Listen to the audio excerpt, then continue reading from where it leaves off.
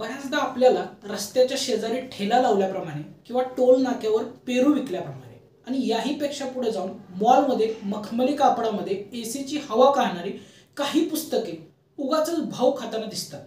ही motivational पुस्तके खरंच आपल्या आयुष्यामध्ये मोटिवेशन आणतात का? UPSC किंवा अन्य स्पर्धा परीक्षांचा अभ्यास करताना ही मोटिवेशनल पुस्तके आपल्या परीक्षेचे परिणाम बदलू शकतात का? आणि UPSC किंवा अन्य स्पर्धा परीक्षेतील विद्यार्थ्यांनी ही मोटिवेशनल पुस्तके वाचायलाच हवीत का? यावर आज आपण भाष्य करणार आहोत. तर आत्ता बाजारामध्ये सर्वाधिक लोकप्रिय असणारी मोटिवेशनल पुस्तके कोणती आहेत? तर जोसेफ मर्फी यांचं पॉवर ऑफ सबकॉन्शियस माइंड असेल, किंवा think and grow rich by Napoleon Hill असेल, you can win by Shiv Khera असेल, rich dad poor dad by Kiyosaki असेल, किंवा इकिगाई आणि ॲटॉमिक हॅबिट्स असेल. या पुस्तकांचा अलीकडे बोलबाला झालेला दिसतो. यावर भाष्य करताना सायकोलॉजिस्टचा व्ह्यू देखील आपण पाहणं गरजेचं आहे. तर एक फेमस मानसशास्त्रज्ञ डॅनियल गोलमॅन असं म्हणतात की मोटिवेशनल पुस्तकांच्या माध्यमातून विद्यार्थी आपलं इमोशनल इंटेलिजन्स वाढवतात, ज्याच्यामुळे परीक्षेचा येणारा ताणतणाव ते मॅनेज करू शकतात आणि त्या भावनांवर विजय मिळाल्यामुळे त्यांना परीक्षेचं नियोजन करणंही अधिक सोपं जातं. आता खऱ्या अर्थाने या मोटिवेशनल पुस्तकांचे अन्य कोणते फायदे आहेत? तर मोटिवेशनल पुस्तकांमुळे तुम्हाला तत्कालिक प्रेरणा प्राप्त होते. दुसरी गोष्ट, तुमचा फोकस वाढतो, तुमचा जीवनाकडे पाहण्याचा परिप्रेक्ष्य वाढतो. त्यासोबतच एक्झाममधले अनेक बारीक पैलू आपल्याला निदर्शनास येऊ लागतात. परंतु ही मोटिवेशनल पुस्तके वाचताना कोणत्या अटी आपण बाळगल्या पाहिजेत, ज्याच्यामुळे याचे परिणाम अधिक व्यापक होऊ शकतात?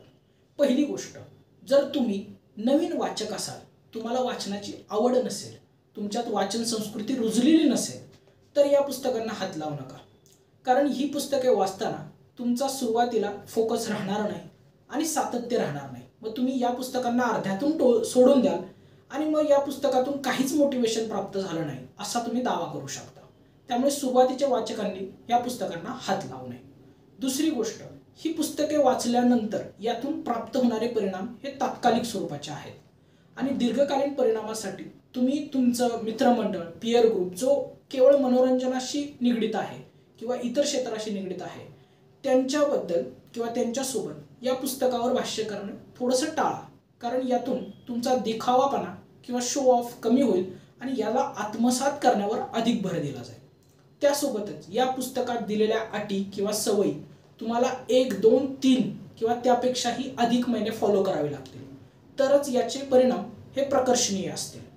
आता कोणतंही मोटिवेशन हे तात्कालिक स्वरूपाचं किंवा बाह्य स्वरूपाचं असतं, ते अंतर्गत स्वरूपाचं नसतं.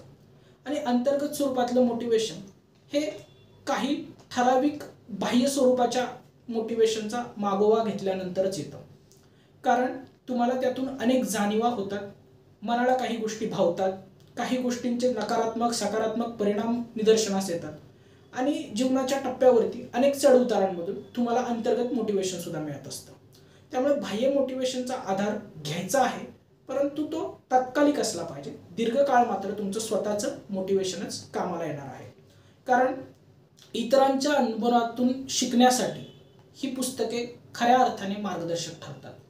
यावर एकच आपण भाष्य करू शकतो की मोटिवेशन किती पण असलं, कोणत्याही प्रकारचं असलं, तर मोटिवेशनमधून प्राप्त होणारे ठिणगी तेव्हाच ज्वालामुखी निर्माण करू शकते किंवा तेव्हाच ज्वाला निर्माण करू शकते ज्यावेळेस ती ज्या ठिकाणी पडते ते ठिकाण ज्वालाग्राही स्वरूपाचं आहे. तर स्वतःला ज्वालाग्राही बनवण्यावर आपण अधिक फोकस करूया. धन्यवाद.